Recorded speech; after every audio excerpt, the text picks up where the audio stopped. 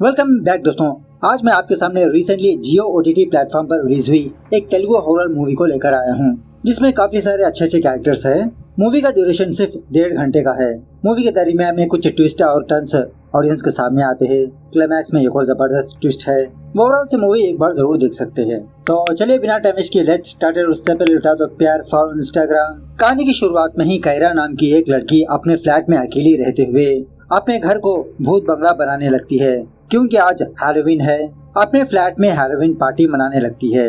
कायरा अपने दोस्तों को कॉल करके कहने लगती है कि मैंने अपने घर में सारे इंतजाम कर दिया और हैलोवीन पार्टी के लिए मैंने बहुत कुछ प्लान भी कर लिया। तुम लोग फटाफट से मेरे फ्लैट आ जाओ, पार्टी स्टार्ट करेंगे।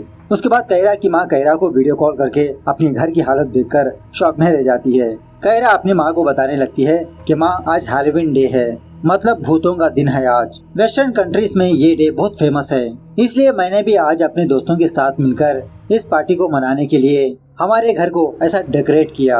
उसके बाद कायरा के 3 फ्रेंड्स अरुणा, काव्या, रुतिका कायरा के घर आकर डर ही जाते हैं इस डेकोरेशन को देखकर। कायरा अपने दोस्तों के फोन लेकर किसी जगह पर छुपाकर उसी तरह अपने फ्लैट का मेन डोर भी क्लोज कर देती है। दरवाजा बंद करने के साथ साथ चाबी भी घर के बाहर फेंक देती है। अपने दोस्तों से कहने लगती है कि सुबह होने तक इस घर से कोई भी बाहर नहीं जाएगा। खर्च के बाद ये चारों मिलकर कुछ भूत वगैरह के गेम्स खेलने लगते हैं। उसके बाद डिनर करते हैं। डिनर करने के बाद टीवी में कुछ हॉरर मूवीज वगैरह भी देखने लगते हैं। मूवीज देखते समय ही घर का पावर ऑफ हो जाता है। सो कायरा अपने दोस्तों से कहने लगती है कि मेरे पास प्लान बी है। पावर जाने के बावजूद भी हमारा एंटरटेनमेंट थोड़ी देर के लिए भी नहीं रुकेगा। सो कायरा अपने घर में कैंडल्स वगैरह ऑन करके अपने दोस्तों के सामने एक किताब को रखती है। कहने लगती है कि ये कोई नॉर्मल किताब नहीं है, इस किताब में भूतों की कहानी है। पूरी दुनिया में ये किताब सिर्फ 4 ही है। उन 4 किताबों में से ये एक किताब है। इस किताब को पब्लिश करने के बाद पब्लिश करने वाला बंदा ही मर गया। गुजरात में मेरा एक फ्रेंड है, उसको रिक्वेस्ट करने पर ही मुझे ये किताब मिली। इस किताब को अकेले नहीं पढ़ना चाहिए, इसलिए मैंने तुम लोगों का आने तक वेट किया। सो ये सारी चीजें कहते हुए उस किताब को ओपन करती है। पहले ही पेज में एक वार्निंग लिखा होता है, जब आप लोग इस किताब को पढ़ना स्टार्ट करोगे तो किसी भी हालत में रीडिंग को स्टॉप नहीं करना चाहिए। पूरी तरह से किताब को कंप्लीट करना होगा और किताब के रूल्स भी फॉलो करना पड़ेगा। उसके बाद इस किताब की पहली स्टोरी का नाम होता है हिकअप्स, मतलब हिचकियाँ। कहानी की शुरुआत में ही वनती नाम की एक लड़की कैब में जाते हुए किसी से फोन में बात करती रहती है। इसी दरमियान में वनती को एक और बंदे से कॉल आने पर वनती उस बंदे से कहने लगती है कि जब मैं आपसे मुलाकात करूंगी सारी बात बताऊंगी, फिलहाल मुझे दूसरा कॉल आ रहा है। इस तरह से उस सेकंड कॉल को पिक करके कहने लगती है कि मैं ऑलरेडी आपके लोकेशन पर पहुंच चुकी हूं, आप कहां पर हो। थोड़ी दूर जाने के बाद वनिता को एक हाउस ब्रोकर मिलता है। सो वो ब्रोकर वनती से कहने लगता है कि मैडम मुझे माफ करिए, उस घर का ओनर लास्ट मिनट में अपना पत्ता पलट दिया, मतलब वो अपने घर को रेंट पर नहीं देना चाहता।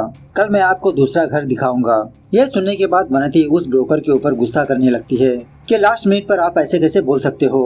मैं अपना पुराना वाला घर खाली करके सब कुछ पैक करके आई हूँ, अब इस आधी रात में कहाँ पर रहूंगी मैं। खैर जो भी हो, वनती किसी होटल में रुकने का प्लान करने लगती है। वनिता की कैब जाते समय किसी घर के पास अचानक से ये गाड़ी रुक जाती है। कैब का ड्राइवर कैब को रिपेयर करने में लग जाता है। उसी घर के पास वनती टूलेट का बोर्ड देखती है। सो घर और रेंट के बारे में पता करने के लिए उस घर के पास जाकर घर वालों को पुकारने लगती है। तभी एक बूढ़ी औरत बाहर आकर कहने लगती है कि घर का रेंट 10,000 है, 7 महीने का रेंट एडवांस पर देना होगा। अगर तुमको घर पसंद आएगा तो अभी शिफ्ट कर सकती हो। सो इस तरह से जब वनती उस घर के अंदर जाने ही वाली होती है, वो बूढ़ी औरत वनिता से ये पूछने लगती है क्या तुमको हिचकियाँ आती है। वनिता कहने लगती है कि मुझे हिचकियाँ ही नहीं आती। इस तरह से फ्लैट के अंदर आकर स्नान वगैरह करने लगती है। स्नान करते समय ही वनिता उस बूढ़ी औरत की बातें याद करके अपने आप में हंसने लगती है। क्या वो बुढ़िया पागल है जो मुझसे ऐसा सवाल किया हिचकियों के बारे में। ऐसा सोचते हुए वनिता हिचकियों की प्रैक्टिस करने लगती है। खैर फ्रेशअप वगैरह होने के बाद वनिता नीचे आकर ऑनलाइन में खाना बुक करने के लिए जब अपना फोन लेती है, तभी वो बूढ़ी औरत वनिता को कॉल करके कहने लगती है अगर तुमको भूख लगेगी तो फ्रिज में कुछ खाना पड़ा है, खा लो। वनिता यही सोचने लगती है कि उस बुढ़िया को मेरा नंबर कैसे पता। खैर वनिता फ्रिज ओपन करके खाना वाना खाने लगती है।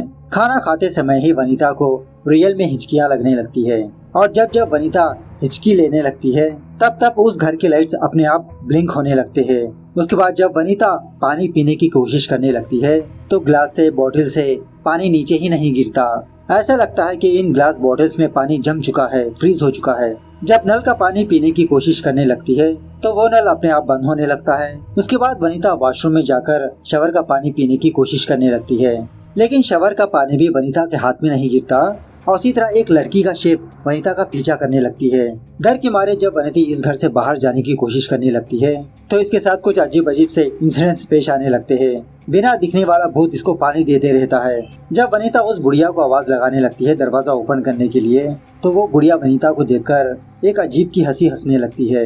उसी वक्त उस घर की भूत वनिता को अंदर खींच लेती है। फाइनली इस घर की ओनर वो बुढ़िया दोबारा टूलेट का बोर्ड लगाती है। इस तरह से ये पहली कहानी एंड होती है। प्रेजेंट डे पर इन चारों दोस्तों को उसी फ्लैट में हिचकियों की आवाज सुनाई देने लगती है। कैरा अपने हाथ में कैंडल लेकर अपने सारे घर में उस आवाज को तलाश करने लगती है, लेकिन इन चारों को कुछ भी समझ में नहीं आता कि ये आवाज कहाँ से आ रही है। जब दोबारा ये चारों इस किताब के पास जाते हैं तो इस किताब में ये लिखा होता है, जब आप लोग इस किताब को पढ़ना कंटिन्यू करोगे हिचकियाँ अपने आप बंद हो जाएंगी। तो ये चार दोस्त दोबारा दूसरी कहानी को पढ़ना स्टार्ट करते हैं। दूसरी कहानी का नाम होता है सोल ट्रैपर। कहानी की शुरुआत में ही मालविका नाम की एक लड़की किसी बंदे से रेस्टोरेंट में बात करके अपने कार से वापस अपने घर जाने लगती है। तभी मालविका की माँ मालविका को कॉल करके कहने लगती है कि रेस्टोरेंट में तुमको इतना लेट क्यों हुआ, तुमको तो सिर्फ मना ही करना था। सो मालविका अपने माँ से फोन में बात करते हुए शायद किसी का एक्सीडेंट कर देती है। ये देखकर मालविका डर के मारे वापस अपने फ्लैट आती है। फ्लैट आने के बाद मालविका मिरर में एक बूढ़ा आदमी और एक छोटे बच्चे को देखती है। पीछे पलट कर देखने पर वहाँ पर कोई भी मौजूद नहीं होता। उसके बाद मालविका के एक कमरे में कोई बॉल से खेल रहा होता है, मतलब बॉल की साउंड आ रही होती है। जब मालविका शीशे में देखती है तो एक जख्मी बच्चा बॉल से खेल रहा होता है और इसी तरह एक बूढ़ा आदमी टीवी देख रहा होता है। मतलब ऐसे मालविका को शीशे में नजर आती रहती है। जब मालविका एक शीशा लेकर अपने आप को देखने लगती है तो मालविका के साथ साथ उस बूढ़े आदमी की आत्मा और बच्चे की आत्मा भी उसी शीशे में झांक रहे होते हैं। मालविका डर के मारे बगल वाले कमरे में जाती है।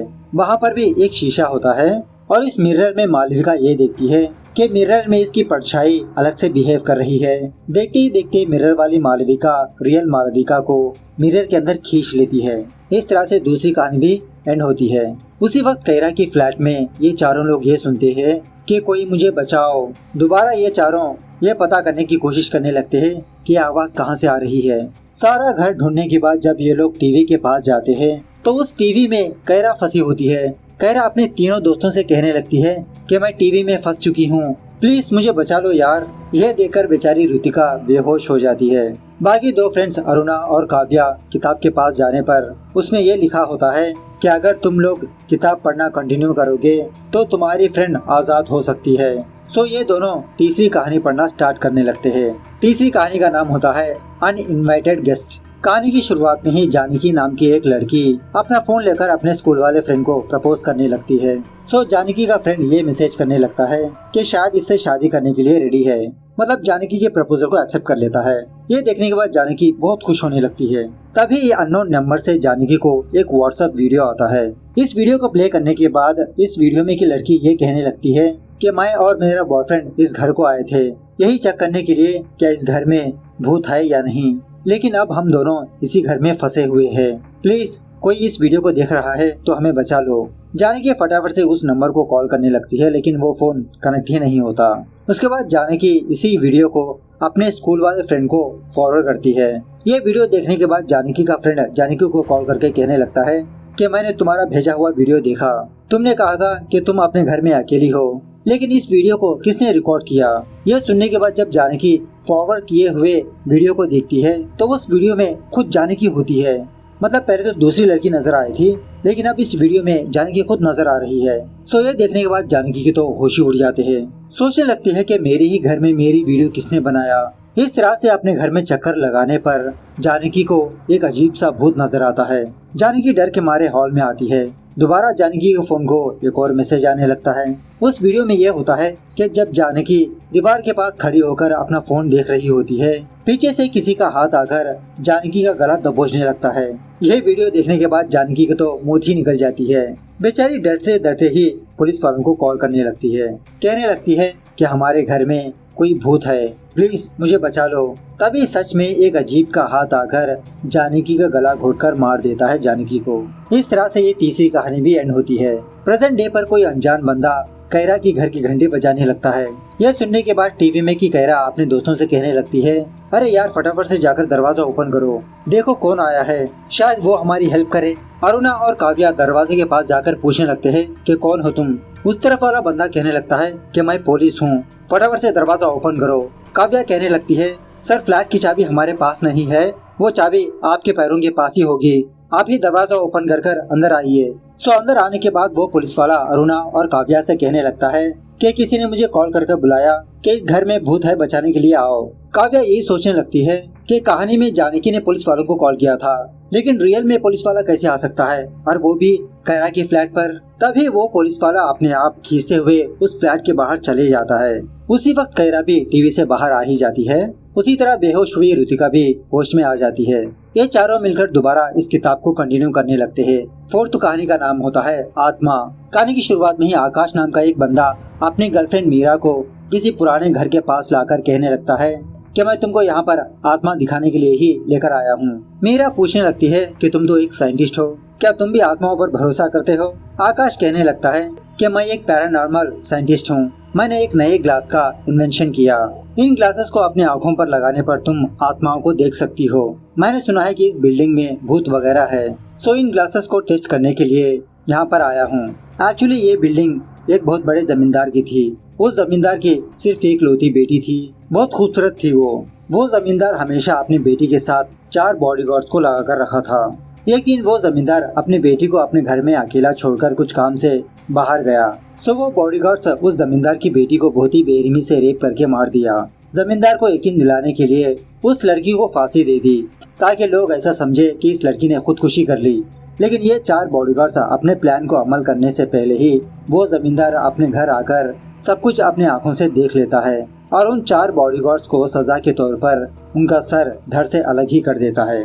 बाद में वो जमींदार इस घर को, इस गांव को छोड़कर ही दूर चला गया। लोगों का कहना है कि उन 4 बॉडीगार्ड्स की डेड बॉडी अभी भी इस घर में घूमते रहते हैं। इस तरह से आकाश इस घर की कहानी को बताते हुए ये दोनों उस घर में घूमते रहते हैं। उसके बाद आकाश और मीरा को उस घर में जमींदार की बेटी की आत्मा नजर आती है और थोड़ी देर बाद वो 4 बॉडीगार्ड्स भी नजर आते हैं बिना सर वाले। वो चारों मीरा पर अटैक करने लगते हैं। जब आकाश इन 4 बॉडीगार्ड्स को रोकने की कोशिश करने लगता है तो गलती से आकाश ऊपर से नीचे गिरता है। जब दोबारा आकाश ऊपर वाले फ्लोर पर जाने लगता है, मीरा आकाश को देखकर भागने लगती है।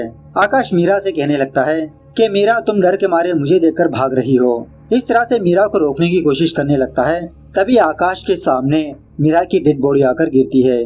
बात यह है कि वो 4 बॉडीगार्ड्स कब का मीरा को मार चुके होते हैं। अब आकाश ने अपने आँखों पर वो ग्लासेस लगाने की वजह से मीरा की आत्मा नजर आती रहती है आकाश को।